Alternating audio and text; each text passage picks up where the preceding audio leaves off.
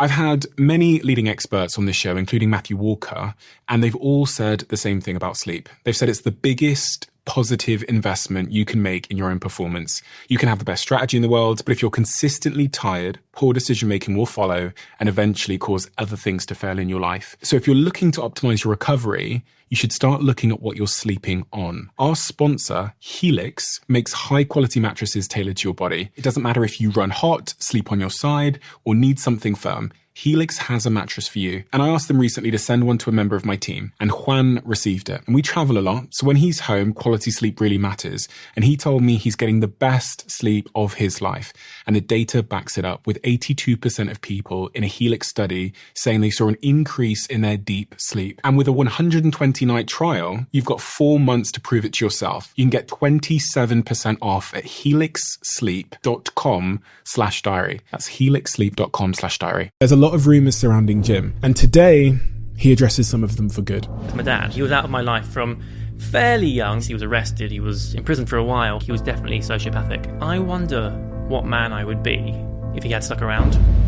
I've lost count of the amount of times I've been called a cheater. Me and Tanya broke up just over 2 years ago. Me and Sarah got together, as far as the world is concerned, a few months later, but obviously that wasn't it, because the world only found out me and Tanya broke up when we decided to tell them.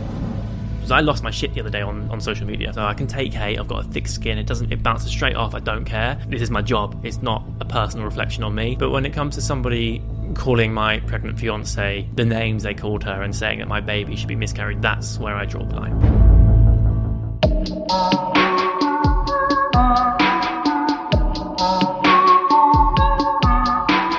Some people come on this podcast and they're cagey. Sometimes they even try and bend the truth, protect their ego. Dare I say it, sometimes they even lie.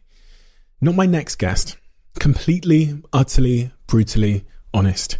Raw, unfiltered, and vulnerable. He's a British celebrity with 6 or 7 or 8 million followers, but you don't know Jim. You don't know Jim Chapman. Almost nobody does. Today we're talking about success. The chronic curse of overthinking. We're talking about love, breakups, rumours, both of the similarities in our mindsets. We're talking about how you need to be a contradiction in various parts of your life if you're going to be happy. Something I didn't realise until today, until this conversation. And we're talking about child abuse. Child abuse to an extent that most of us could and should hopefully never be able to imagine. We're talking about paralysing anxiety, social media, its upsides and downsides. And what all of this life stuff is fundamentally about. Unavoidably, there's a lot of rumours surrounding Jim, and today he addresses some of them for good. Without further ado, I'm Stephen Bartlett, and this is the Diary of a CEO. I hope nobody's listening, but if you are, then please keep this to yourself.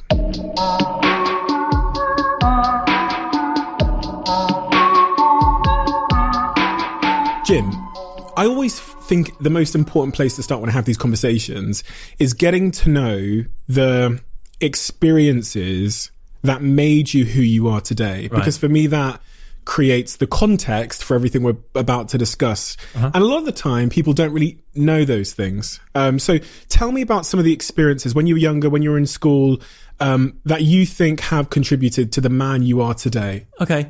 I guess, and God, it's instantly going to sound like a sob story, and it absolutely is not. This is a positive thing. I guess the first thing that springs to mind is my dad. So my dad he did some bad things. Like he abused my mum from even before I was born. I got 2 older sisters who, dealt with it as well. I don't think he ever turned a hand to them, but he verbally was even I remember that, and I was super young. I remember him being very, very hurtful and very unkind and just bullying to my sisters. I think he always wanted boys. So my brother and I were kind of like, I've got a twin, so we were like the prodigal children, I suppose. I didn't know this because obviously I was born into it, but it wasn't until I got a little older and I'd have like sleepovers at friends' houses, or I would just be in the presence of other people and their parents, and I'd be like, wait, your house isn't terrifying? This is great, and I think as I got slightly older, I realised that things weren't quite right. And it was one day, my brother and I were in the room next door where we slept, my parents, and we walked in and my dad was like on top of her, just beating the shit out of her basically. And my brother and I, we were only tiny, we must have been like 5 or 6, tried to pull him off, but obviously he was huge. So just pinged us away. And it was a wild night. You know, the police came, took him away, et cetera, et cetera. Just kind of, and I didn't know at the time, but he had been beating my mum and abusing her for years. But of course she was trapped. Now my mum is a saint, but also she doesn't tolerate fools. She's not, I think the thing about domestic abuse is a lot of people just go, oh, just get out of there, just get out of there. It's not as simple as that. She had her kids to think of. I remember being in the car with my dad and he would threaten to just crash the car and kill us all. He drove like a maniac. He was drunk quite a lot. My mum couldn't just leave with 4 children because he found us. We tried to leave and he found us, you know. So I think that he's very much a cautionary tale for me. He was out of my life from fairly young, but never fully out because he was taken away by the police. He was arrested. He was in prison for a while. But despite the fact that we had like a court order that he couldn't come near, he still came near all the time. At one point, he kidnapped is a very strong word, but at one point he took me. It just kind of came to the window and I was his son, you know, he was my dad, so I worshipped him and I still didn't fully understand. So I remember going to the window and saying, Mum's calling the police, you have to go. And he just sort of went, okay, and just took me with him and drove. We were in a bloody police chase, drove like super fast and the police had to kind of, you know, stop him, pull him over. It was, you know, it was a very unsettling time for a child, but because of that, he was removed and I spent most of my childhood being brought up by my mum and my big sisters. So I wanted for nothing. I was very well loved, very well protected, super well looked after. And I think actually, I often wonder, and I was having this chat with Sarah the other day, because obviously we've got a child on the way. And I was thinking, I wonder what man I would be if he had stuck around, or if we couldn't get away from him, or whatever it would have been. And, you know, whether he wanted to or not, he taught me a lot of lessons. But I think mostly cautionary lessons, because my family are bloody great. You know, I've got 2 big sisters, I've got a mum, I've got a twin brother, and I would choose no one else on the planet to take those roles. If I had the choice, they would be the people I'd choose, 100%. And he missed out on that because he was unwell, I would say.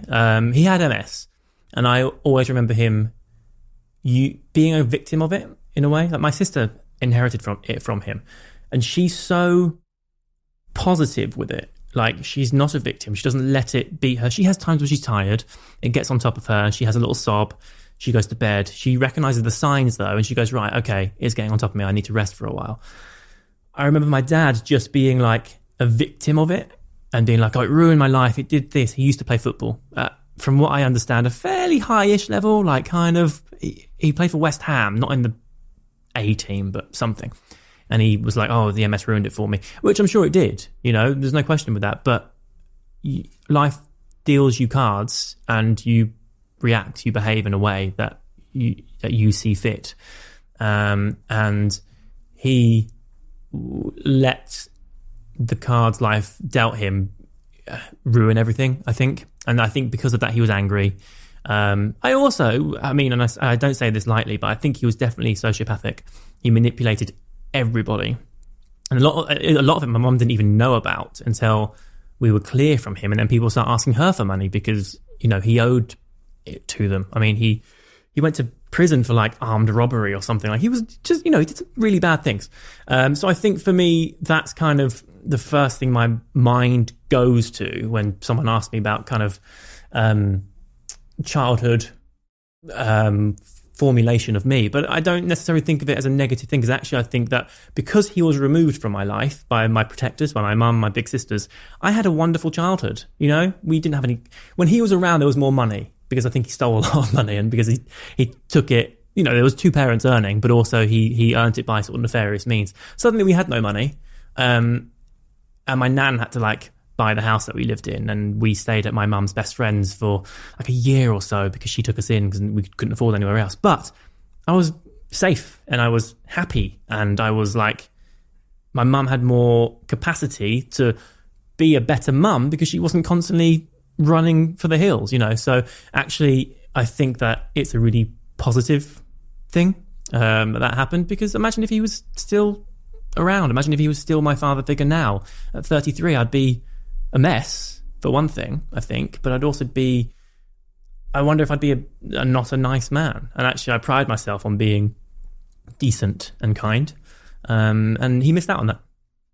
I read a little bit about the story as I was doing some research on your book and things like that. And one of the most startling parts of all of this is how much empathy, dare I say, you appear to have for this man, which I think people would find surprising. I think you said, I don't blame him for how things happened. Yeah, I don't. I actually think of myself as quite an empathetic person.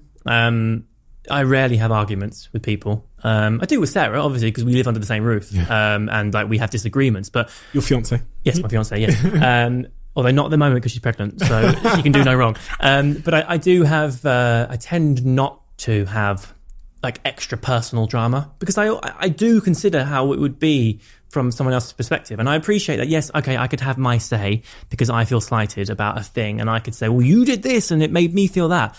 But that's my feelings on an action that they did, and they will have equal and opposite feelings on the way I behaved because of their actions.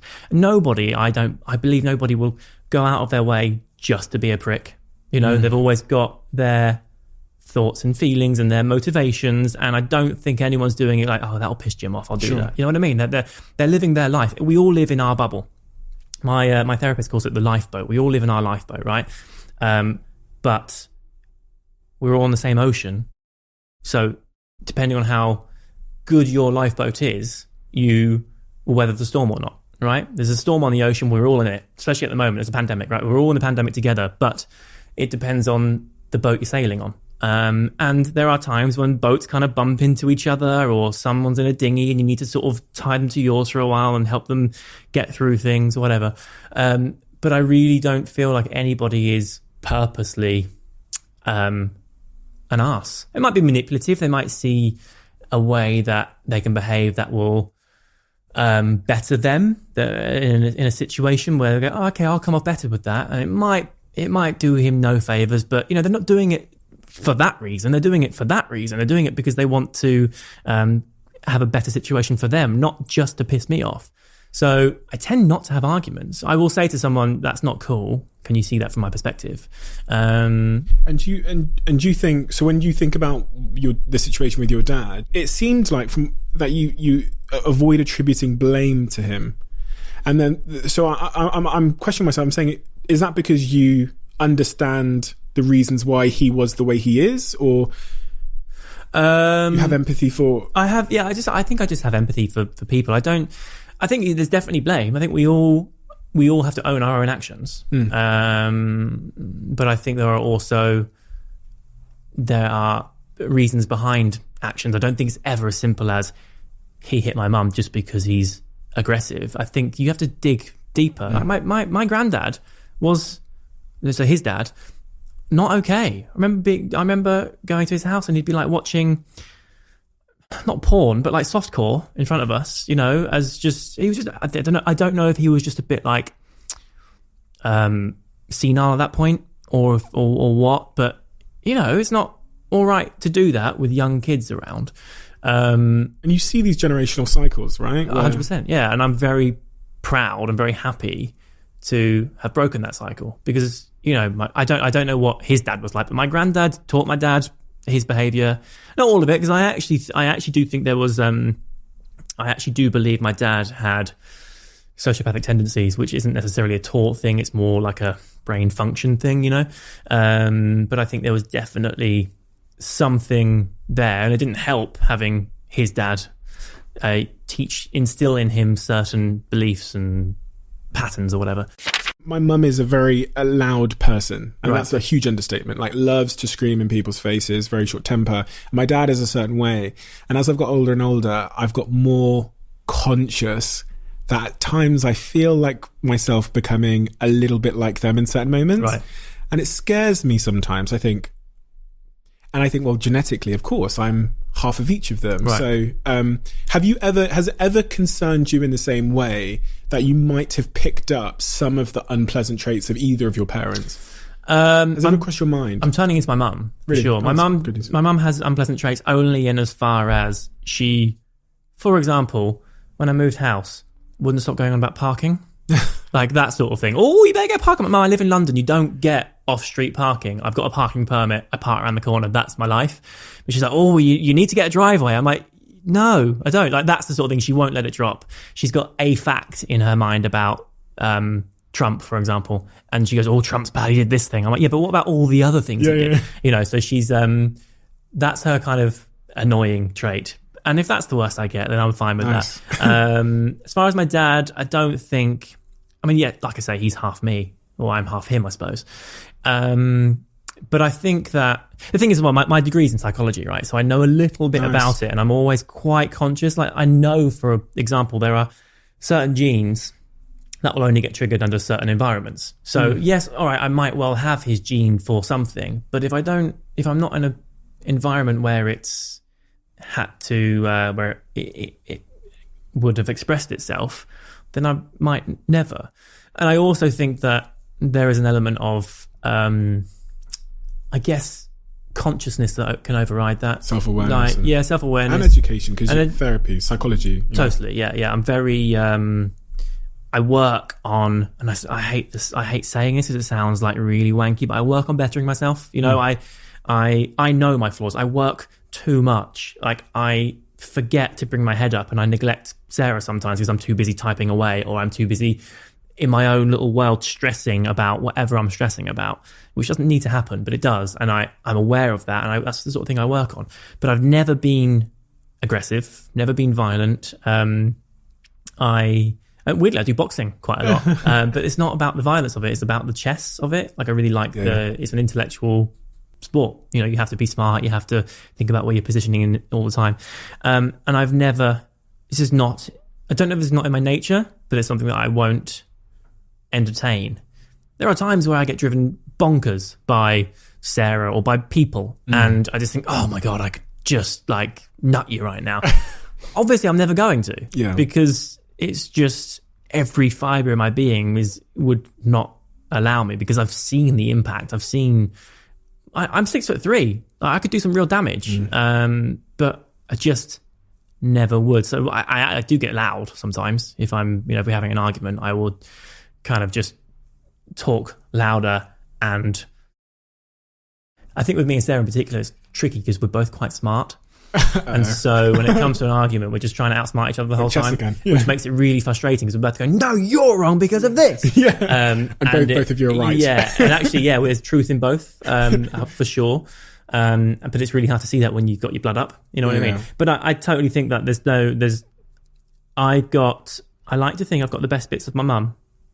And if there is any kindness in my dad, and I remember moments, I don't have loads of memories of him, and 90% of them are negative and scary, but there are moments I remember him sitting down with me and reading. There was a magazine, I forget what it was called, but you used to get like a little bit of a figure every time, and you'd make the figure, and it was like something to do with bugs, and we made a big spider. 12 quid per magazine, basically. Really overpriced. But I remember him, he would read it with me from cover to cover, and we'd put the bug together. Now there would end up being 6 issues that we didn't get done, and we'd have to do them in one go because he wasn't around, because he was gone doing whatever he was doing, and he would let me down a lot.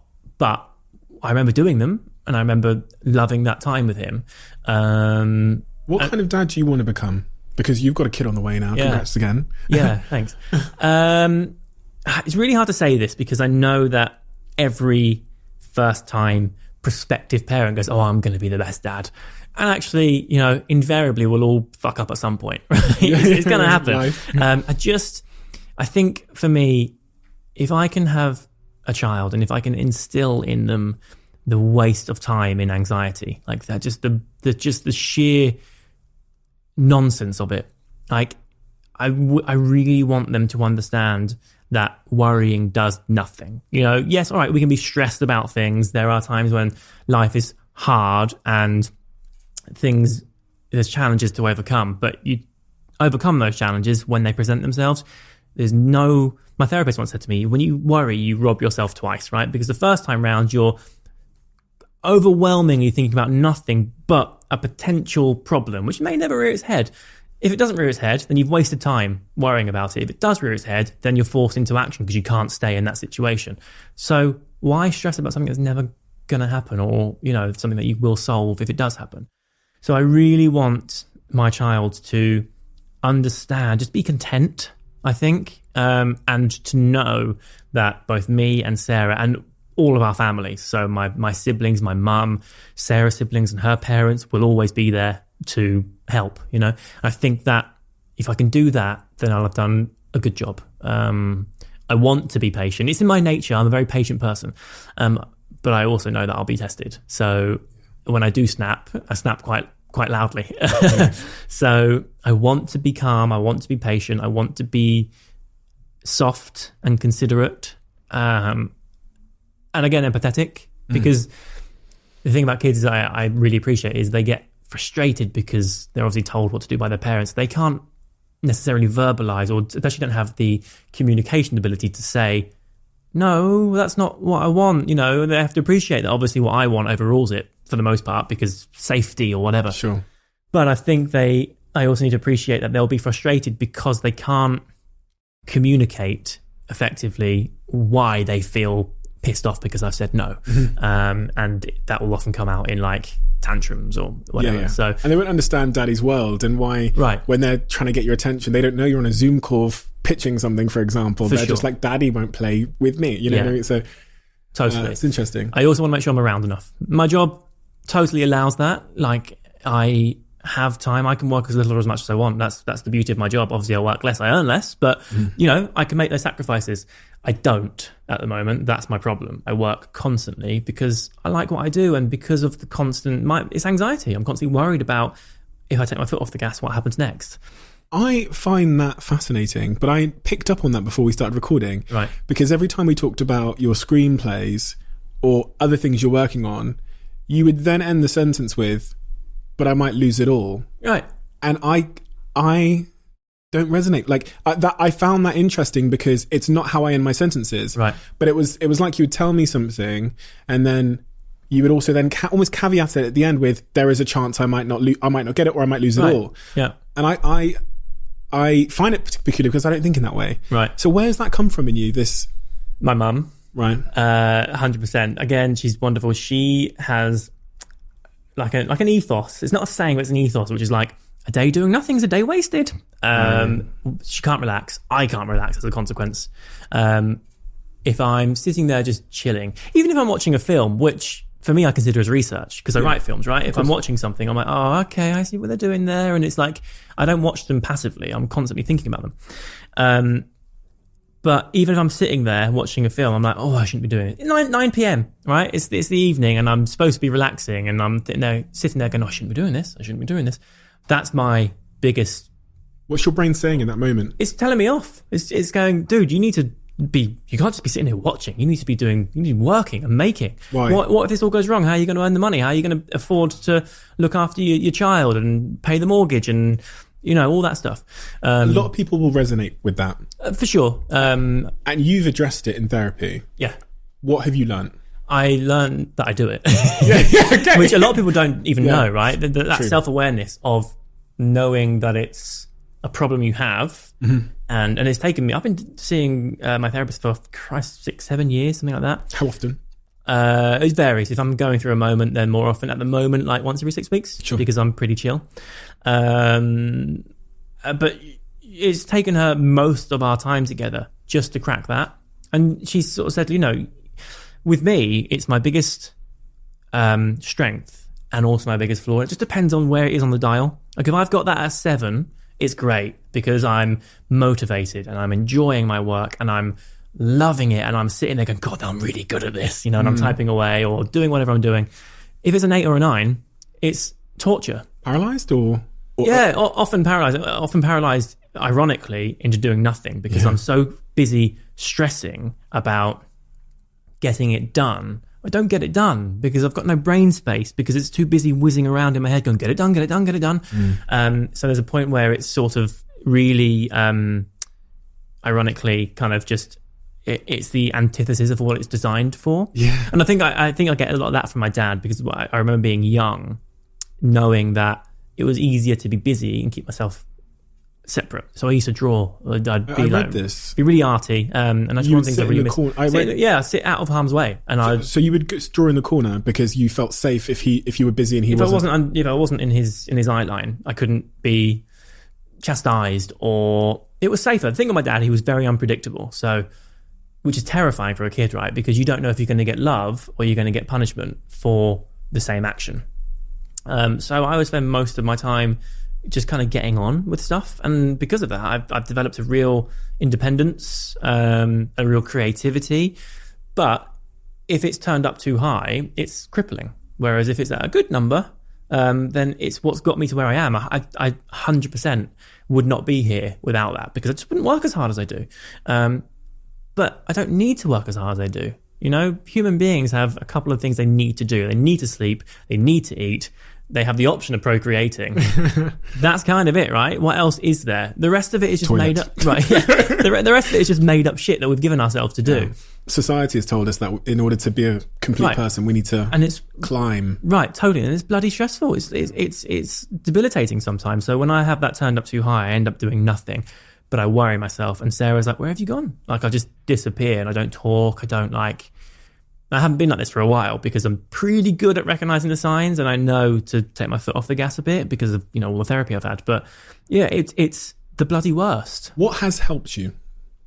Therapy. Yeah, it absolutely that. Being aware of it. There's a point, I always say this because I've actually, a couple of my best mates I don't know a guy that's my age that doesn't need it, by the way. So a couple of my best mates, I've put them in touch with therapists or sort of said something, I think you should see someone. And actually, we're really open and honest with each other. We're constantly looking out. If one of us is quiet on the group chat, we'll go, dude, are you all right? You've been a bit quiet.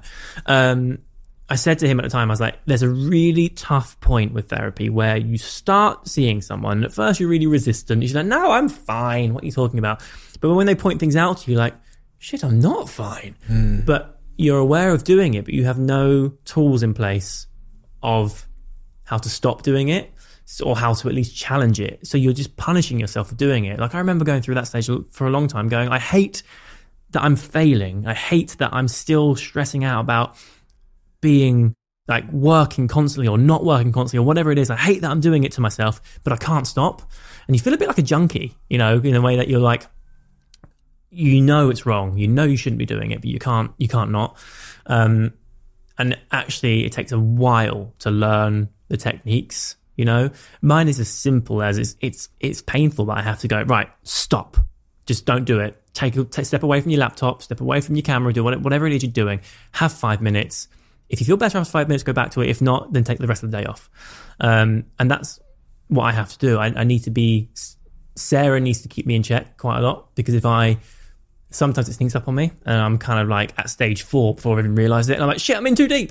So she's often like, dude, come back. And that's really helpful. It's hard though, because you don't want to be told by someone that you're not performing the way you should. You know what I mean? Especially someone that matters, right? Right, totally. Especially when it's already your weakness. But you need to be, like, I actually really like criticism. So it's good for me. Like, if I send someone some work or something and they go, oh, okay, as long as it's constructive, they go, okay, I see what you're doing here. Don't like that. That's not great. I thrive on that because I'm back in there and I'm. So I think having other third parties be like, you're not doing right now. And that's something that I really want to be totally aware of when it comes to my child, because I don't want to be an absent father. I don't want to be a dad that's always going, no, I'm just on my laptop, come back to me in 5 minutes. I want to be able to, obviously I have to work, we all have a living, but I want to be able to have my kid with me and be present, and not them think that they're sort of auxiliary or like an afterthought or just an addition. I want them to know that they are the center of my universe, So professionally, we talked a little bit about your work there. One of the things that you've said is you don't like being called like an influencer, like a YouTuber. I think it's really reductive. Yeah. And I think that actually, if you look at, if you just weigh up the quantity of work I do, it's only about less than 50, I'd say. Unfortunately, I don't get paid for the other stuff yet. That's how it starts. So yeah. You didn't get paid for YouTube at the start, right? Absolutely, yeah, right. Totally. But I do lots of other stuff. I appreciate that I communicate that other stuff online via my social media. I just think that influencer is, for one thing, it's an ugly word because it implies that you are utilizing influence over someone, whereas actually I just share the stuff I like, even if it's an ad, even if it's I'm working with a brand. I'm not going to work with a brand that I don't want to talk about, right? So I'm talking about things that I'm actually enjoying or passionate about or whatever it may be, and I don't see that as exerting influence. I see that as sharing joy, or even if it's just sharing good tips or whatever it may be. I see that as a very different thing. And I also have a thing, and I've mentioned this a few times, there was a void in social media where myself and my contemporaries, who all started around the same time, did it for fun, did it for love, did it for adventure. We had no idea it was going to go anywhere. And when it started to, we were like, oh my God. I mean, genuinely, I look back at it and I was such nostalgia. I don't miss it, but I love that I was part of it, because it was such a cool journey to... Moment in history as well. Yeah, totally, absolutely was, and we sold out these venues and we were, we had screaming fans. It felt like being in a small version of One Direction, It was wild and just so much fun. Do you miss that? No. I loved it at the time when I was in my early 20s. Every young person... And I saw some of those clips of your meetups in like parks and stuff. Right. And I've never seen a line that long in my lifetime. Yeah, it was wild. But like 1,000 meters, I don't even know how many meters that is, of people, right. four deep in like this massive line, just screaming and crying at times. It's really hard to put it into words. I tried explaining it to Sarah when we first met because obviously some of them videos. Yeah, it's really hard. And if I get stopped on the street now by someone, she's like, "What?" Yeah, but she's also like, "Oh, they didn't scream or cry." I'm like, "Yeah, but you don't get it, Sarah. Yeah, it used to be." Yeah. But what my point is that like everyone thinks, especially young people, especially young men. Well, all young people would love to be that guy, and you're telling me you don't miss it? No, I loved it at the time. Don't get me wrong; it was great, but the novelty soon wears off because it got to the point where I couldn't take public transport. I couldn't walk to the shops. And it sounds like I'm really exaggerating, but actually at the time it really was that. Just, I would, even now, if I'm walking along the street and I see a group of teenagers, I'm like, oh shit. Here we go. Yeah. It's not teenagers anymore. They're all in their 20s, but I'm so conditioned to being aware of teenagers now that I'm like, oh my God, they're going to come for me and they're going to like scream and cry. And How has this played with your anxiety though? That's not what sets me off, so that's fine. I've always got time for it. If people stop and want to have a conversation, as long as I physically have time for it, I'm not rushing. I'll always stop and have a chat. I'm really gracious in that I appreciate that without those people, I wouldn't be in the position I'm in. I don't feel like I owe them anything because at the same time, I provided the content they wanted to watch. But it's definitely almost like a transaction, right? I wouldn't be there without them. They wouldn't. A lot of them have said like, when I had announced that I was pregnant, Sarah was pregnant, a lot of them sort of said, oh my God, I can't believe it. You like brought me up. Because a lot of these teenagers watched my content and my contemporaries' content. Like Shay Kyle as well, don't I? Right, totally. Because I watched that, because they loved like watching us and we were role models for them, I suppose. And that's a really wonderful thing to be part of. And dare I say, you were idyllic in a way that it often with the Shaytards and Shay Kyle and his family. Right. I didn't have a perfect family like that. So there was, you felt like you were part of that, Yeah, I think that, and also the friendships with the others, it was very idyllic, but it genuinely was. That was our life at the time. It was just pure fun and like there was no stress. We were young, so we had no like, no responsibilities, no mortgages, no like other things to worry about other than just like going out there and having a blast. And we just got to document that and share it. You don't miss it? No, I say I'm nostalgic. I'm really happy I was part of it, but I don't miss it because I'm 33. I don't want 14-year-old girls pawning over me, or, you know what I mean? Or just kind of like desperately trying. I remember one time being on the tube and this young girl just burst into tears and her dad looked at me and thought I was like, would you blame him? Yeah, of course. So I was like, I'm all right. I'm on the internet, which didn't help because he's just being on the internet. He's like, doing what? So yeah, I don't miss it because it's actually really invasive. And like I say, I don't care about the notoriety. It was really lovely to be that person for some people, and to have, even then, although there was big numbers, it was still fairly underground and it hadn't really reached mainstream. It was just online, right? So although it was lots of people, it was a certain sort of sector of society. It wasn't like older men. It wasn't, it was just teenagers basically. And It was, yeah, I could say it was a real blast, but I don't miss it. I feel like actually I grew out of it fairly rapidly. The thing about it being teenagers is that no one can obsess like teenagers. Yeah. So they would be desperate for the photo, the selfie, they scream and cry and go ballistic. And actually, but I'm really anticlimactic. I'm just some dude. I'll often just go, I'm really sorry that it's me. So yeah, I'm very, like I say, I'm very grateful for it. I love that I've got those memories, and I love that I've made those friends. But yeah, I don't miss it. Who's Jim now then? If that's old Jim and that's your first chapter, what is your second chapter? I feel like I've had so many chapters actually. I feel like I've evolved. The beauty of my job, right, is I'm allowed to do that. I'm allowed to evolve.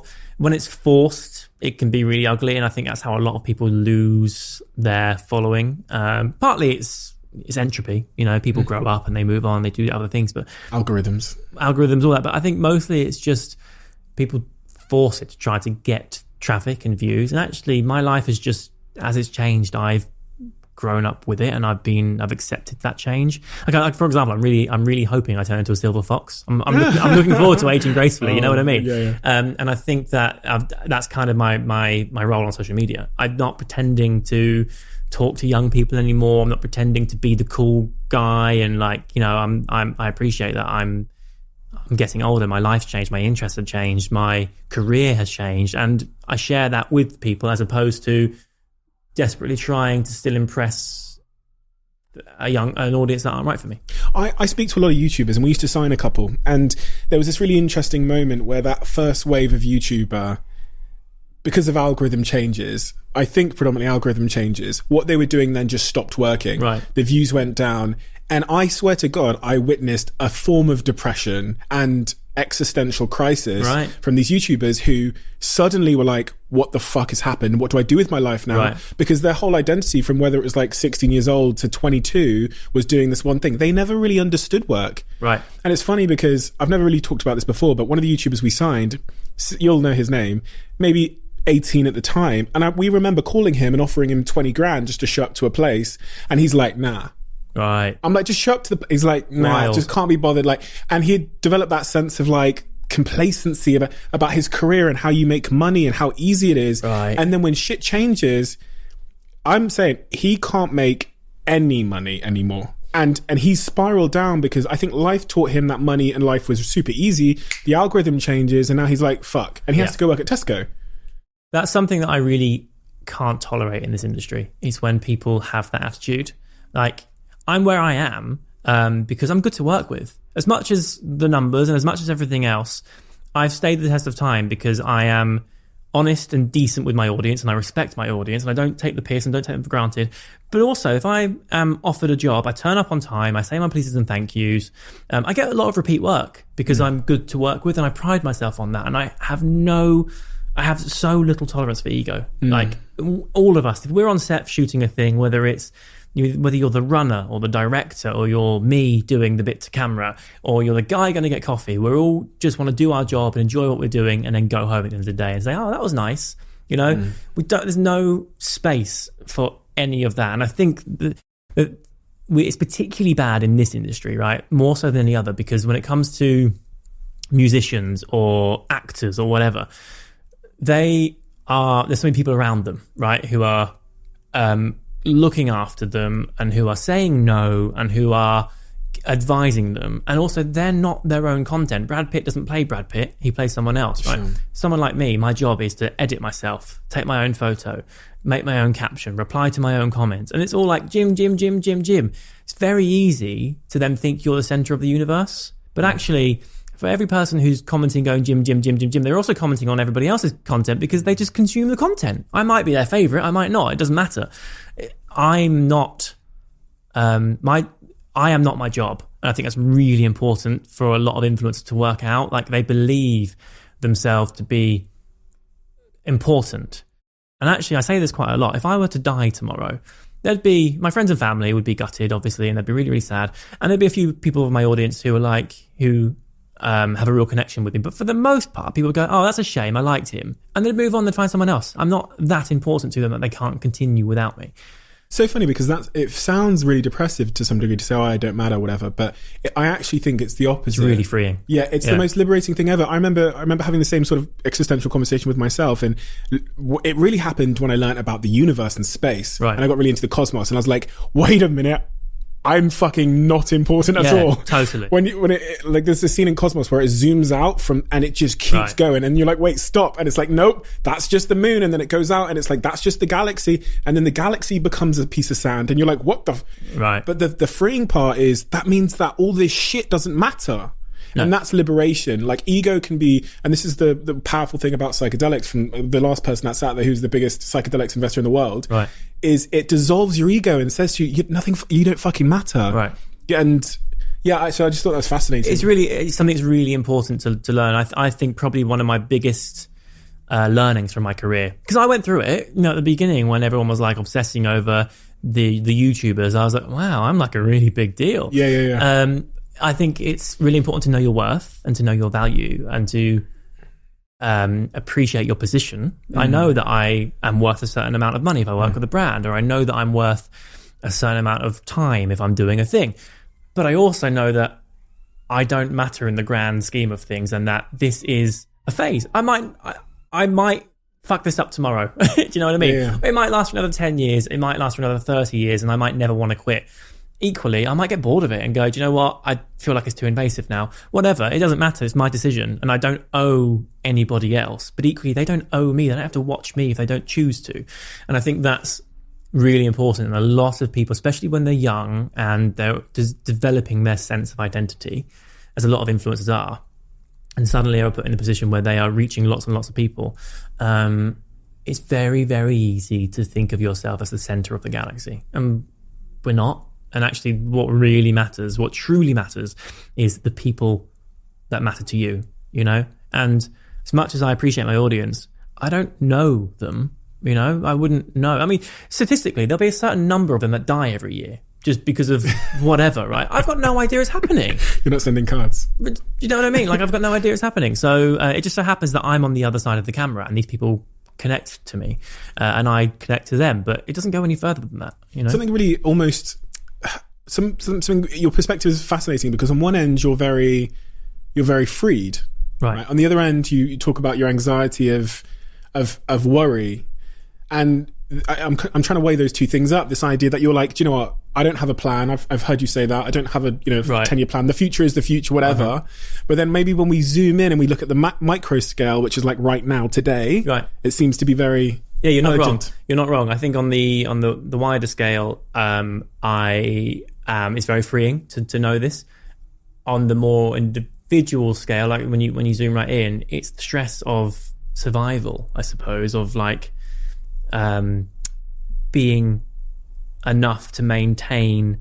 Do you know what? That bit comes down to money, I think, which is unfortunate, because like money's not my main motivator, but I realise it's necessary. Where did you learn that? I feel like is there anything in your past where money, or the lack thereof, became compromised your safety? No, I don't think it compromised my safety. Like I say, we didn't have any, and I appreciate that life is. Like I said earlier, there's a point where you have enough, and that after that point, it doesn't matter anymore. You can go from having a little bit of surplus so that you can enjoy holidays, etc. Buy yourself some luxury things, whatever you want. After that point, it's all numbers. It doesn't really make any difference. But when you go the other side of the scale and you haven't got enough, it's a major stress, because what blows my mind about it is it's all fake. Like, it doesn't, yeah. It's literally me going, hey, here's a piece of paper for loads of your stuff. And you go, okay, cool, I put value in that piece of paper. It's bollocks. But it's unfortunately the way our world works. And that stresses me out just in terms of providing.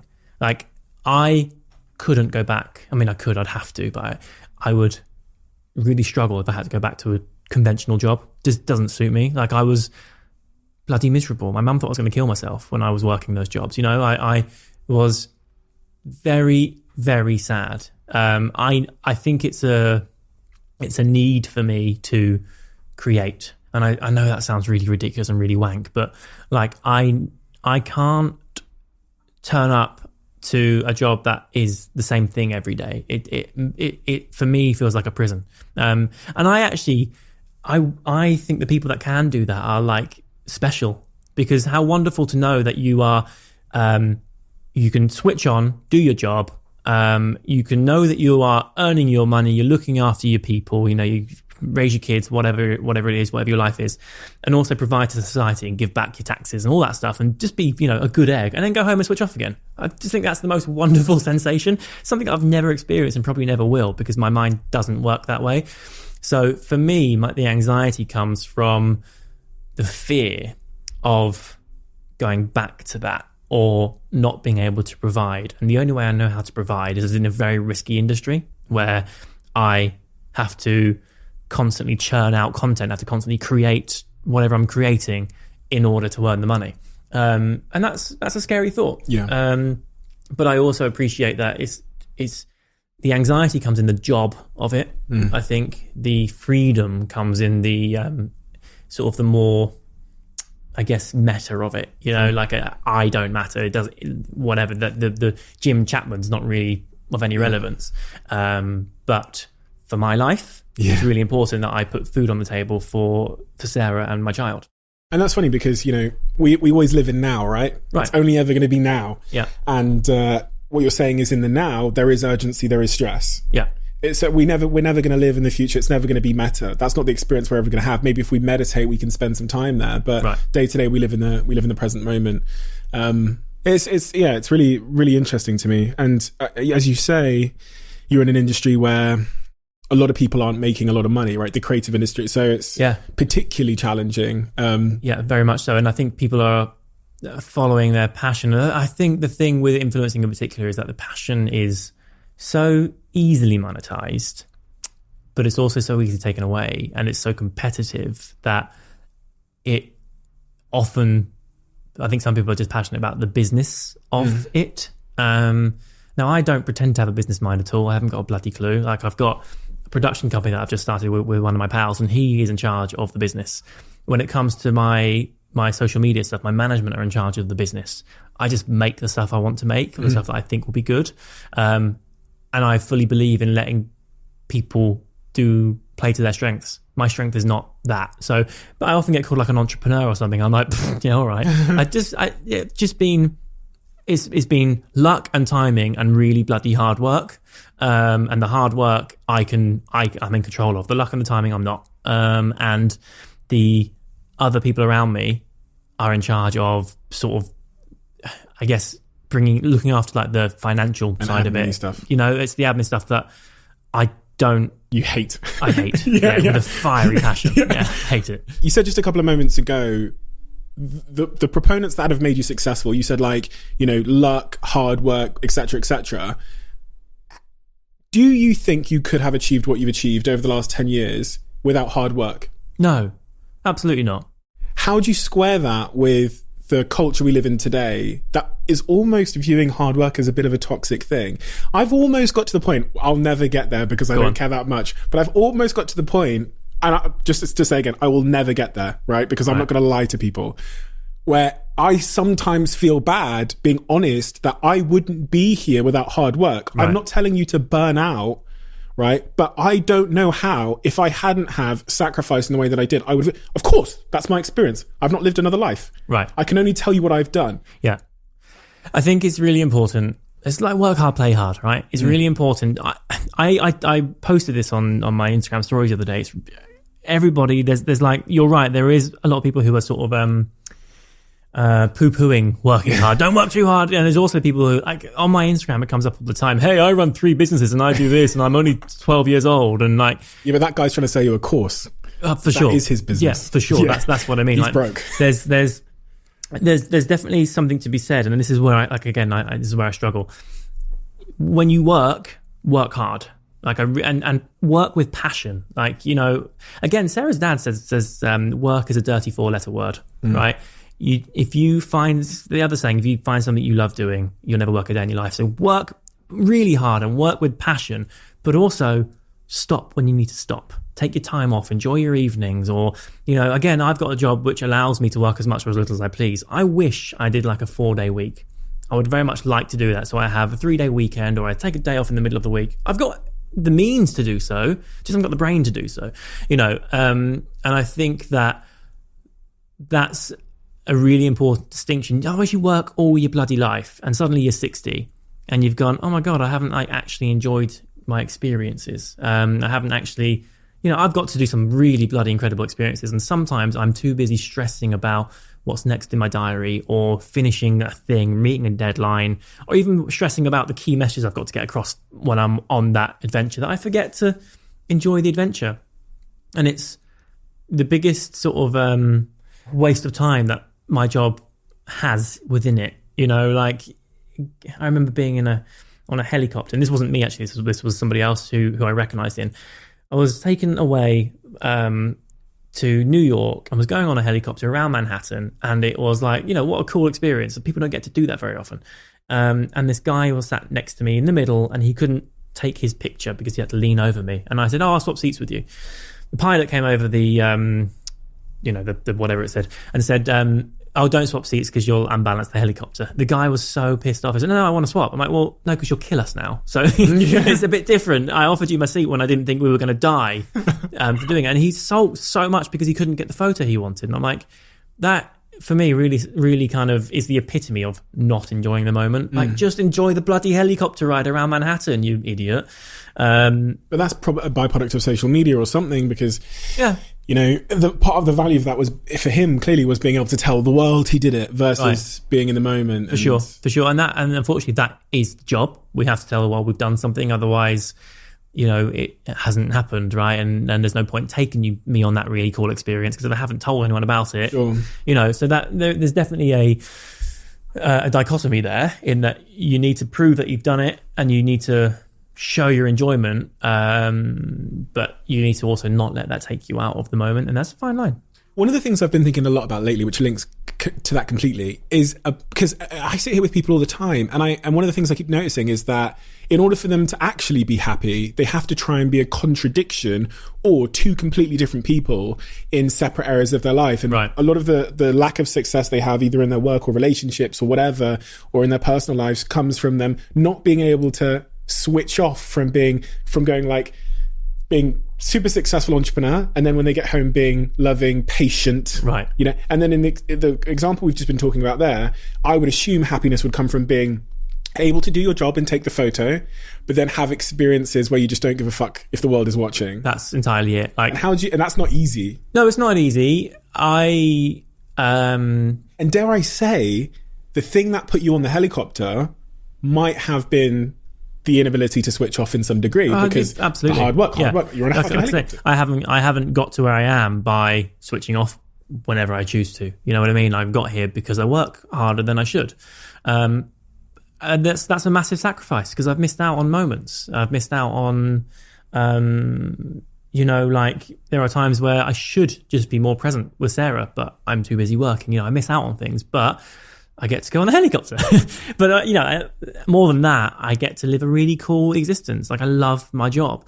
So it's really difficult. But the way I kind of cross that T, dot that I suppose, is that I will very often much rather pay for a holiday and have an actual holiday rather than just call in a trip. Yeah. It's very easy. I mean, without sounding like a real moron, it's very easy for me to call a trip in if I want to. Yeah, of course. I just email a PR and say, I want to go to Dubai, and they'll go, all right, when do you want to go, right? But I tend not to, because listen, if there's oftentimes a thing will come to me and it's a place I've never been or experience I've never had, and I'll jump on it, but I will tend not to request a free trip, because honestly my time is more valuable than the money I can potentially earn.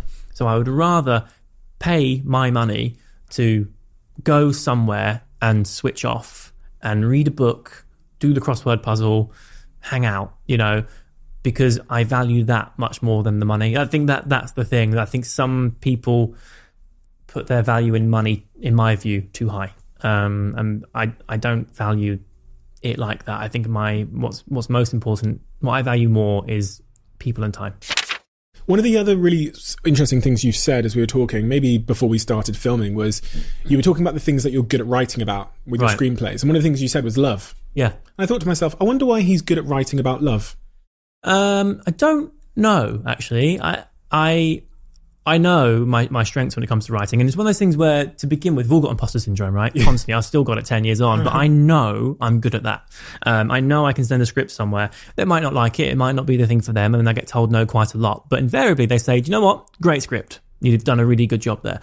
So I am confident in my ability there, and I know my strengths are dialogue, because I write how people talk, but also get the point across. Like, I'm the worst person to watch a film with, because if I'm watching something, I'm like, people don't talk like that. What is going, but also love. I just think I've got, I don't know. I think I'm a bit of an old romantic, and it comes down, I think it really, for me, comes down to how you feel love. If you can feel love and you can put pen to paper, you can write love. And I pride myself on trusting and loving, I'm not a jealous person. I'm never going to micromanage a relationship or anything like that. If I love someone, I trust them implicitly. They can do as they wish. They can go out with the boys, whatever. I'm never going to go, oh, who did you meet and what happened? I'm never going to check their phone. Sure. I'm never going to do any of that, because if I love someone, I'm all in. And that for me is really important. If you get your fingers burnt, then all right, then they get one chance. And that's my life. You had a very public relationship, one that was shared on YouTube for many, many years. You ended up marrying said person, and then that relationship ended. Yeah. Difficult, I imagine, to have that experience in public, right? Next to impossible, yeah. Really? It's we were together for 12 years, and most of that time was wonderful. It was really great. Like I say, we conquered the world together. We were both part of that first breed of influencers, like social media people, and we had a wicked time, and then we grew up together. It was as simple as growing up in slightly different directions, and at some point, you're going to do the hand further thing. you go on like that, the wider the gap gets. I literally just did this for the first time last week on this podcast. I was like, I'm almost starting to see relationships like two parallel lines. Yeah. And if you imagine the parallel lines have just a 1% angle either way, sure, right? They're either going to stay parallel, they're either going to go away from each other, or closer together over time. Totally. I look back at it now and I realise that actually it was a small incline or decline, whichever way you want to put it, but it at some point becomes insurmountable, becomes a chasm you can't leap anymore, right? So I look back at it and realise that perhaps it started much earlier than either of us anticipated, even either of us realised, and we just kind of kept getting more and more distant until eventually we were just roommates, basically. Was it hard to break it off when you get to that point, because you've got the world watching? Yeah, it wasn't hard as a couple, because we both knew we deserved better, right? We both knew we're like, this isn't working. And it took a long time to have the conversation, because I think we both tried for a while. We're like, it'll come back round, but we're not stupid. We both knew we deserved better. So when we actually had the conversation, it was for both of us quite freeing. Emotional because of all the time we had together, but quite freeing. Of course, you then got the audience to think of who make assumptions, right? And I've lost count of the amount of times I've been called a cheater. And poor old Sarah gets called my mistress constantly. I didn't even know Sarah existed. Like, she was not a person to me until well after we broke up. I met her on an app, and I'm really tempted at sometimes to get the app. Right, I haven't got it anymore, but I want to re-download it and find our conversation and go, look, we started talking on this date, just to prove the point, because it's not. Sarah didn't sign up for this shit. She fell in love with me, and it just so happens that I come with a bit of an audience who have opinions on things. And, we all gossip, right? We've all got opinions on things. I watch people go through breakups on TV, or I watch the drama with, say, Meghan and Harry or whatever. And I have my thoughts and my feelings on it. But of course, I'm not going to DM them about it, And I think that is the issue, that on the internet, there's sort of anonymity, and people can say things thinking there's no repercussions. I lost my shit the other day on social media and I'd never address it. I very much like I said earlier, I'm inconsequential in the grand scheme of things, so I can take hate. I've got a thick skin. It bounces straight off. I don't care. This is my job. It's not a personal reflection on me, so whatever. But somebody had DM'd Sarah a bunch of pictures of my old relationship, my previous life, and said, you'll never match up to her. And then had sent another one saying, and your child deserves to be miscarried. And I lost my shit. And I've never behaved this way online, but I went straight to my Instagram stories and I told the person, I said, fuck you to the person. And also, I was very mad, and perhaps I should have let cooler heads prevail, but actually the amount of support I had off the back of it, people saying, do you know what, bloody too right, stand up for you, stand up for Sarah, stand up for yourself, stand up for your child. And we've had 2 years of it, right? Because me and Tanya broke up just over 2 years ago. Me and Sarah got together, I don't know, like as far as the world is concerned, a few months later. But obviously that wasn't it, because the world only found out me and Tanya broke up when we decided to tell them. And we only decided to tell them when we did because the press found out. So actually it was much earlier than anyone realizes, because we were trying to get our heads around it and work out how to do it with minimal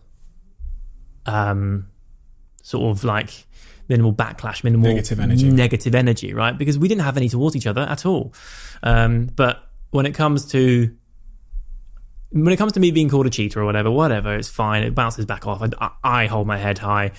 Everybody who I know and care about and respect and love knows what really happened, and that's what really matters to me. I don't care. But when it comes to somebody calling my pregnant fiance the names they called her and saying that my baby should be miscarried, that's where I draw the line. The person that sent that message, you know that they probably wanted that reaction. Yeah, I do. One of the best pieces of advice I was ever given was, don't play around in the mud with the pigs, because you both get dirty, but the pigs will love it, right? So I live by a motto of never explain, never complain. I own my decisions. Like, I own my life. I'm an adult. I don't have to explain myself to anyone should I not wish to, right? Simple. I am confident in my ability and my decisions, that I'm like, this is the path I'm choosing, and you can like it or lump it, basically. But I felt like making an example. I didn't out anyone. I didn't say any names. I didn't, share any usernames. But I felt like making an example of that person, especially with it being so out of character for me to do so, would have had overall a positive consequence for the people who were thinking it but weren't writing it, or the people that were thinking of writing it. And actually, do you know what? Sarah's getting much less of it now. I'm getting much less of it now. So I think in a way it was almost like cost-benefit analysis. In a way, I weigh these things up, and I think there's always going to, and I've been thinking a lot lately because of, there was a couple of, my friend is the global head of social media at Manchester United. Right. And there's a lot of black players. Right. And so when the team loses, what you see on the black players' Instagrams is lots of monkey emojis. And it's actually, awfully, my friend called me, he said, what do we do about this? Right. And he said, we're going to take this stance as a club. And, we talked a little bit about it on like our WhatsApp group or whatever. And the club stood up, changed the cover photos and said, like, Manchester United against racism, the players got more racism. Because shining a light on it, it's almost like it's not a real thing. How do I explain this? It could be some 14-year-old kid who's leaving these monkey emojis, who is actually quite an okay person, but they just have this thing in them where they want a bit of attention. Right. They see you or Marcus Rashford as not really a real human, right, and an idol, and so they think just leaving that. They're not like an inherently bad person, but when you get anonymity, and you get and we all have this envy in us that comes from somewhere, the lifeboat analogy, right? And so like I don't know what I'm basically saying is, like, I don't think we're ever going to be able to cure that problem. No. With the only way I've actually seen is, I think you'd kill 99% of it if social networks went anonymous and you had to upload your passport. Because I think if you connect real world consequences to behaviour, I fully agree. It's why you don't get your dick out in public. It's right. well, that's not why, but it's like, that's the only reason. It's why you don't go up to someone and say those things in public, right, because there's real world consequences. I totally agree. I think people there should be some sort of like identification process when you set up an account. I totally agree with it, because the amount I get, the amount Sarah gets, is a real bloody shame as well, because especially because these people are like supposed to be, and I use this in inverted commas, fans. They're supposed to care about my life, my existence. They're supposed to, they followed me for a reason. Yeah. And I refuse to believe, especially because I like to think I'm a force for positivity. I talk real talk and I share real things, but even when I'm talking about mental health or a bigger issue, I do so from a stance of positivity, right? At least I try to. So I refuse to believe that somebody is that negative or hates me that much. But in 6 million, you got, I know, how many followers you got? Across everything, kind of. I think I've got 2 on YouTube, 2 on Insta, just over 2 on Twitter. I don't know about Facebook. Let's say 6, 7, 8, whatever. Right. But then you're reaching more people. The people that follow you aren't the ones that you're reached. Yeah, of course. If you took that many people and thought, probabilistically, how many of them would just not be like okay people, but have the capability of sending an awful message? Oh, yeah. There's going to be fucking thousands. Yeah, but you also guarantee that when I do, like, for example, when I announced that Sarah and I were pregnant, I went on to Twitter and I was trending, and like I haven't trended for years. And I was like, oh, this is fun. I haven't trended for so long. So I was going through it, and 99% of it was really positive, but there was a lot of it that was just like, a little bit of hate. And I had a really good time responding to some of it. Not like I wasn't saying anything. Like, for example, someone was like, Jim Chapman still exists and he's not with Tanya and he's having a baby. Who knew? Yeah. And I just retweeted and responded going, I know, right?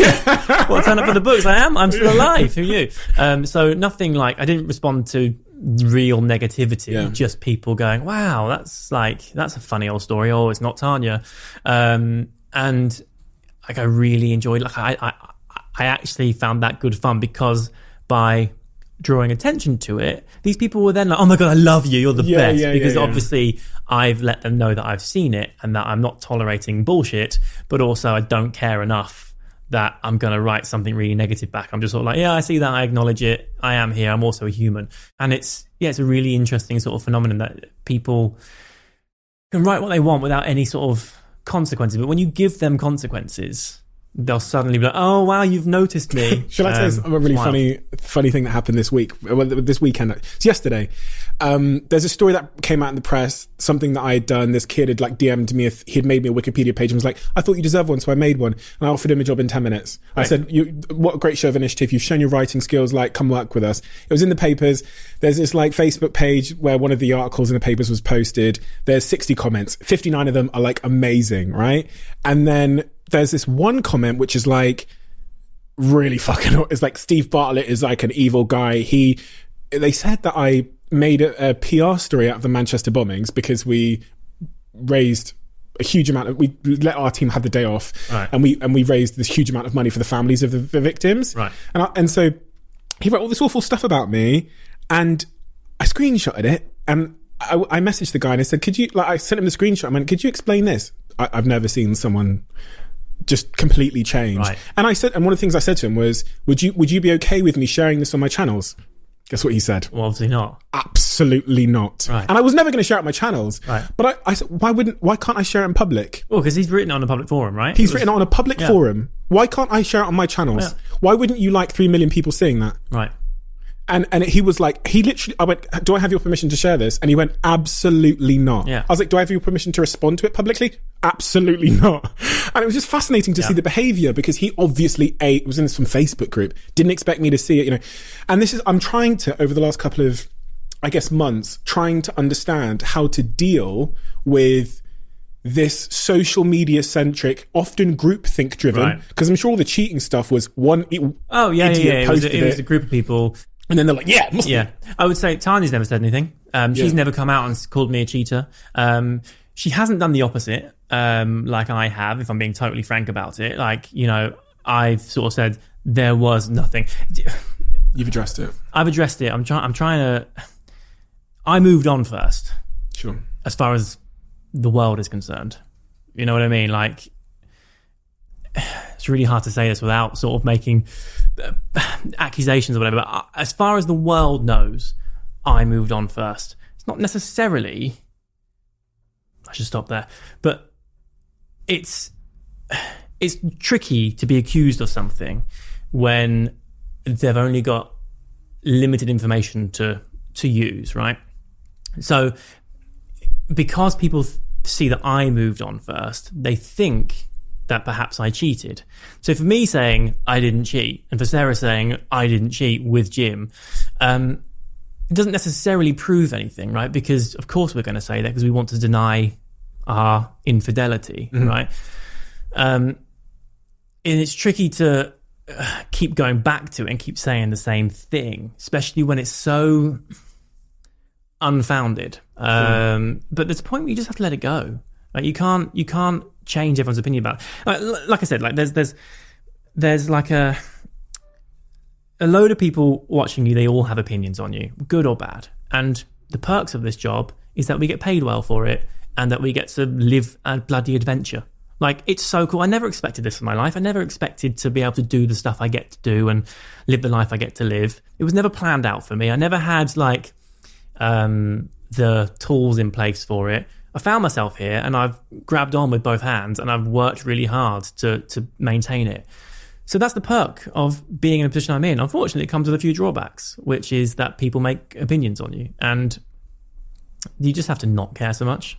Not easy, though. It's not easy at all. Especially when they message your fiancé. It's not easy at all, especially also when it's so untrue. And also there's no way to rectify it. There's no way I can rectify it, or Sarah, basically. Yeah. That's difficult. That's really difficult. It is really difficult. Yeah. And you must have this, you see these falsehoods in the comment sections. You must instinctively be like, oh, that's not true, and that's harmful to my relationships or whatever. I need to fix that. And I still really value Tanya. We're still mates. So I'm not, I'm not gonna make a big thing. I try to just, when it comes up in conversation, I'll just say, yeah, it's this. We grew apart, right? Because I respect her and I value her, and I don't want to keep bringing it up all the time, because also it doesn't define either of us. People break up all the time. Unfortunately, they don't always break up in public, but it doesn't define us. We both still have our careers. We both still have our lives. We both still have our people. And that's very important. It's just a shame that it comes up so frequently and it's so untrue. I had a sex therapist, a relationship therapist on this podcast 2 weeks ago, and she said a really lovely sentence which I haven't been able to forget. And she said, just because a relationship ends doesn't mean it wasn't successful. I still look at us as very successful. Yeah, like I said, we ticked all our boxes. The next thing for us was what I'm now doing with Sarah, and I see now that Tanya would not have been the person to do that with, and Sarah 100% is. And there are things that I have with her that I've never experienced before. And I'm very lucky. And like I said earlier, I feel like when Tanya and I started going separate directions, separate ways, it was earlier than I think either of us kind of gave credence to. And so if I had done the things that I'm now doing with Sarah, with Tanya, I don't think it would have been for the best, Whereas now I know that Sarah's my person. I've learned a lot. I know what I'm worth. I know what I can expect from a partner. And it's really, I've never experienced it this way. It's really lovely. It's really fruitful. It's really rewarding. It's really dynamic, and it's really reciprocal. Did you have a list of attributes? I was talking to a couple of friends the other day, mixed gender group, and one of them posed the question, like, what's on your list for an ideal partner? So you're with the partner. So I'm saying, I guess my question to you is, what did you look for? But and also, I want you to answer the second question, which is, what does a partner need to offer Jim in order to be a good partner? Okay. What a partner needs to offer me, I think, I need to, like I said earlier, if I love someone, I trust them 100%, right? I expect the same in return. Sure. I can't deal with jealousy. I can't deal with someone checking up on me. If I'm out or if I'm doing something, I'm not gonna humor it because it's not me, and I don't want anyone to consider that it might be me. And if as my partner you're thinking, oh, he's out somewhere, he's with someone doing something he shouldn't be, then I haven't got time for it. So I expect that, but also I expect to be appreciated and reciprocated. I know it's complicated. It doesn't happen all the time. There are times when you're in a bad mood or whatever. But as I was walking here, Sarah texted me saying, I know I haven't said it loads because I'm just feeling really sick, with the pregnancy and everything. But she went, my baby has hit the jackpot with a dad, and I just want you to know that I really do appreciate you. And I haven't said it much lately. And that's all I need. Why does that matter to you so much? Because I want to know that I'm valued. And that's the thing for me. I don't care. Why? Because if I'm going to give someone my all. And like I said earlier, if I'm in love with someone, they get everything. They get all my stuff. If it's stuff they care about, they get all my time. They get everything, right? And I need to know that there's value in me giving myself. Does that link to your childhood at all? Perhaps. Yeah, perhaps. I just fully believe, and maybe this is why I write Love Well, I fully believe that if I'm with someone, they've got it all, right? I don't mean that in like a really codependent way, because that's like the worst, if you're kind of encouraging each other into something. Yeah. I feel like you both need to live your lives independently, but make a good team. And like when you team up together, I think good stuff happens, basically. And yeah, perhaps, but I think that for me, if I don't feel like I'm valued enough, I don't feel like my, it's not, I say sacrifice, it's not a sacrifice, but if I don't feel like what I'm giving isn't appreciated, but my worst nightmare is being tolerated. Ugh. Like if I'm with someone and they just go, yeah, all right, and they just tolerate me, I'm out the door. Because I'm too good for that. Like I have value, and everybody does. I'm not saying me as an individual. Each and every single person has their value, right? They deserve to be appreciated for that value. And if they're with someone who doesn't appreciate it, takes it for granted, whatever, then you're not with the right person. I think that you need someone who respects you and appreciates you, and who sees your worth, perhaps more than you do. I mean, I don't see myself that clearly sometimes, and Sarah will often say, like, the text she sent me saying, my baby's hit the jackpot with the dad that they've got coming up is, that means a lot to me. I haven't had a chance to reply yet, but I will after this, and it's a really big thing. It's such little effort for her to send, but it means a shit lot to me. Have you heard about love languages? Yeah. Have you ever done the old love language test? No. Have you not? Do you know what? I tend not to. Not that I don't believe in that stuff. I just tend not to. I think ignorance is bliss sometimes. Because if I'm super aware of it, then I don't know if it's like I said earlier with the therapy, right? When you're aware of your thing, your stuff, yeah, and then you do it more, you're like, and until you learn the tools of how to overcome it or how to at least challenge it, it's frustrating. And I feel like if I learned that I was this way inclined, every time I did it, I'd go, shit, call me. Like apparently I'm like the archetypal Capricorn. You want to do your love languages now? Go on, shall we? Yeah. I did mine, and it's actually really, I'm not that guy. I don't look at the sun and decide what's going to happen tomorrow because of the way the planets are. I'm not that guy. But the love language thing is based on asking you a bunch of questions about like what you value more. So ultimately it comes up with an answer, and it says Jim Chapman values when someone does this, and yours will be words of affirmation or recognition. Mine is slightly different, so we'll talk about mine later. But interesting. We're going to do your love language now. This is going to drive me mental for the rest of my life now. Like I said, like apparently I am the most archetypal Capricorn, and every time I do anything that's sort of Capricorn-y now, and I never really believed in this sort of stuff. Really? Every time I do anything now, I'm like, damn it, my bloody stars told me or something. Okay, here we go. Okay, so me and Jim have just completed the full love language survey, which took about 10 minutes, and his results... Why am I nervous? I know everything about you, and I'm looking at all of your results here. So it says, and this is not surprising, this is what I expected from our conversation up until that point. Right. Jim's primary love language is words of affirmation. Right. Actions don't always speak louder than words. If this is your love language, unsolicited compliments mean the world to you. Hearing the words "I love you" are important. Hearing the reasons behind that love sends your spirits skyward. Insults can leave you shattered and are not easily forgotten. Kind, encouraging and supportive words are truly life-giving to you. And you rank as a 33% on words of affirmation, which is high. Right. You rank as 3% on receiving gifts, 17% on acts of service, and then physical touch and quality time, you rank the same. Okay. I would say gifts, I think it might mean more to somebody else. I think that my job comes with a lot of stuff. Yeah. So I don't really care about it so much. I'd agree with that. Like I said earlier, we get lots of hate and it bounces off. But if the hate comes from someone I love, that's an issue. Yeah. If it's an insult as well. If it's an insult, yeah. That's a problem if it comes from someone that I care about. Do you know what? I'm really lucky because Sarah does all of that. She actually does most of everything, which is great. And I'm very fortunate to have her. She is everything that I want. And I use the word want and not need because I think that's the difference between codependency and like a healthy relationship. I don't need her. I would be fine. My life would continue. But she brings a little spice, a little something extra. You know what I mean? Yeah. And it's much more enjoyable to have her by my side for everything, for sure. So what's next for you then? You're working on a lot. We were talking about this off air. Yeah, I am. I'm always working on stuff because, like I said, I just love creating. So I have just started a production company with my friend.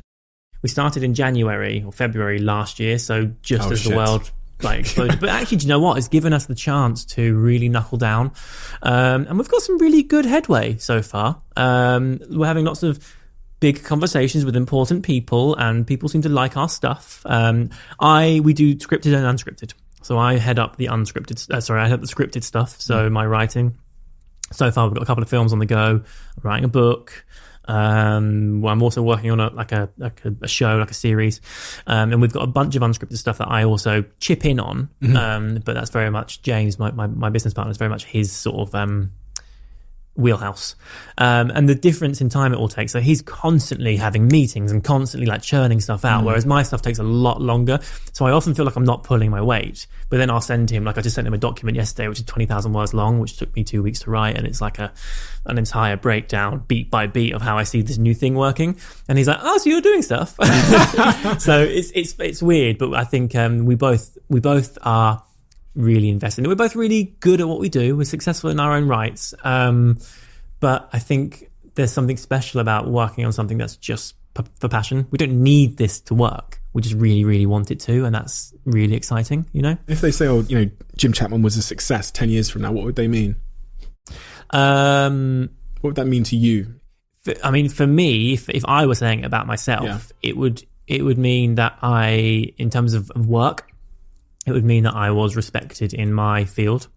It would mean that my contemporaries appreciated my input. But more than that, if it were just in general success, it would mean that I got out okay. You know what I mean? I came out the other side of this, and I'm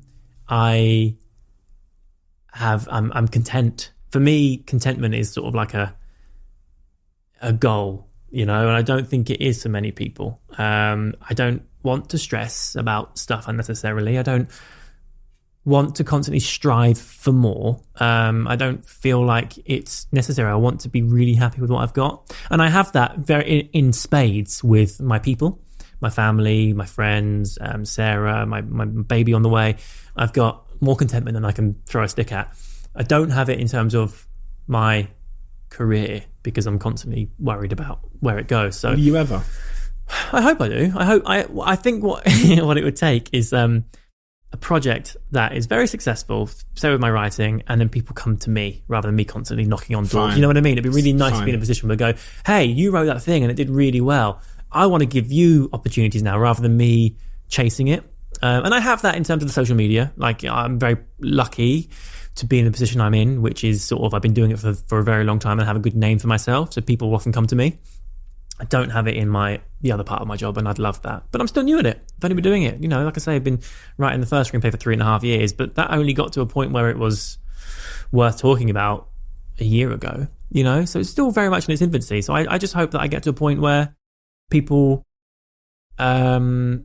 like my stuff and go, "You know what, you're really good at this. Let's work with you on this project." You're in the proving yourself phase, right?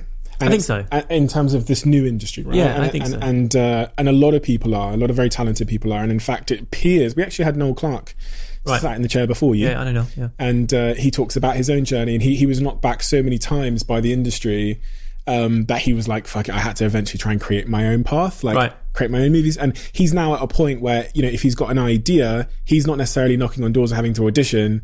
Yeah. There's multiple people. He churns them out. He's killing it. And he's 15 years into that, 20 years into that game. Totally. It takes a long time, and a lot of it, unfortunately, is who you know, not what you know. Yeah.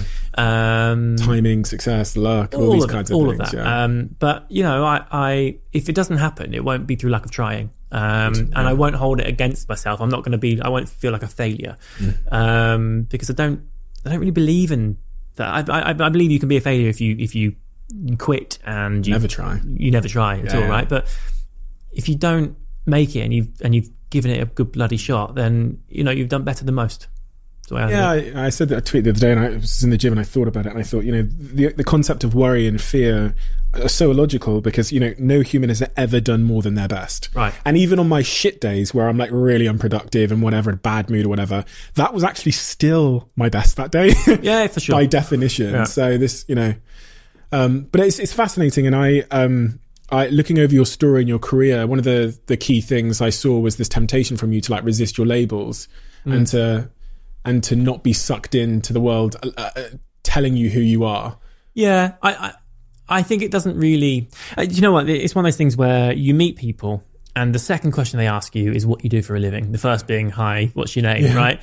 And there's more to all of us than what we do. Like I said earlier, my job isn't what I do. My job is what I do, not who I am, right? So I don't like being Jim Chapman, YouTuber. Stifling. It's like a box. It's totally a box, and in the same way doesn't it? The same way that an accountant might not want to just be called an accountant. There's more to him. He's got his own life and whatever. I just feel like it's pigeonholing, and it's tricky in this industry because people don't like you being good at more than one thing. If you're written about in the press or whatever, it's probably for you entrepreneur, I'd imagine, right? Mm-hmm. For me, it's YouTuber still. And actually, like I say, that's a small part of... I upload one video a week, and I've only been doing that since we found out we were pregnant because now it's exciting to talk about stuff. Yeah. Other than that, I haven't uploaded for 6 months. Yeah. You know what I mean? So there's more to us. We're allowed to explore new avenues, do new things. But I think for the sake of...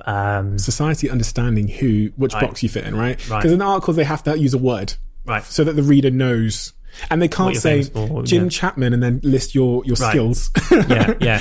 So they're like, which box? Right. And I understand it because it's how we, even down to like, a simple individual level, we all stereotype. Yeah, we're all prejudice. I mean, that's just psychologically, it makes sense. Survival. Because totally, and it gives us sort of like categories to work from. If you're walking down the street and you see every single person as an individual, it's sensory overload. So you see someone in, say, a certain clothing and a suit, you're like, oh, okay, you're a banker. He might not be. He might just like wearing a suit. But in your head, that's what he's done because it's easier just to sort of carry on with your day, compartmentalize. Imagine if we didn't. Imagine if, lion running towards us, we thought, I wonder if this is a good lion. Do you know what I mean? I said this to Sarah just the other day. We were having a conversation, quite a heated conversation about something.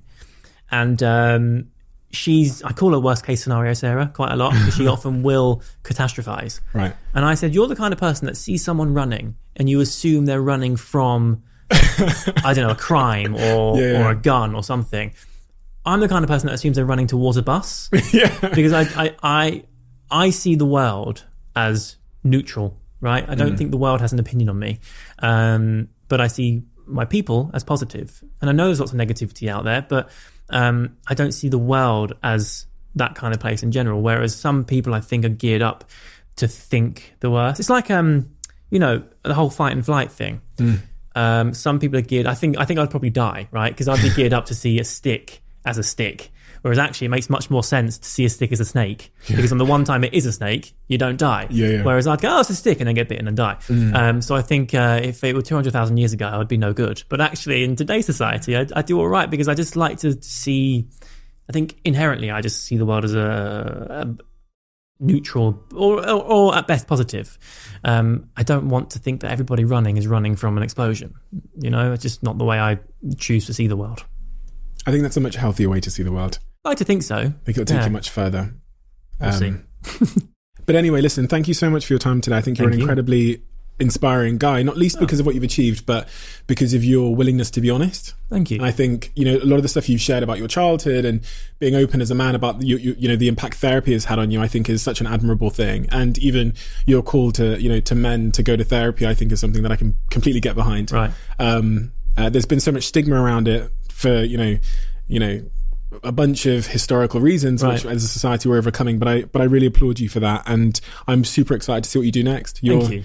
You're clearly someone that's A, brilliantly talented, B, it's incredibly hardworking, and and that mixed with your huge amount of self-awareness, I think is going to make for some unbelievable work. I hope so. I also think that it could go totally the opposite way. But either way, I know whatever I do, I'll do to the best of my ability, you know? So if it doesn't go the way I intend, I'll find the next thing, you know? I'm smart enough to do that. Thank you.